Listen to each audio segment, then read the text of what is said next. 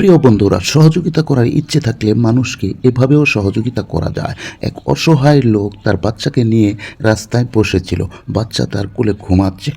একটি বোন দেখুন তার পিছন দিক দিয়ে ব্যাগটি কীভাবে নিয়ে এক ভাইয়াকে তেল দিয়ে দিল। সে ভাইয়া কিছু টাকা ব্যাগের ভিতর দিয়ে আরেকটি ভাইয়ার কাছে দিল। সে ভাইয়াও দেখুন পকেট থেকে অনেকগুলো টাকা বের করে ডেল দিয়ে আরেকটি ভাইয়ার কাছে দিল। তারা কোন টেকনিকে সহযোগিতা করতেছে মানুষ বুঝতেও পারবে না। দান সৎকা গোপনে করাই সবচেয়ে ভালো। সকলেই পকেট থেকে টাকা দিয়ে আপুটির হাতে দিল।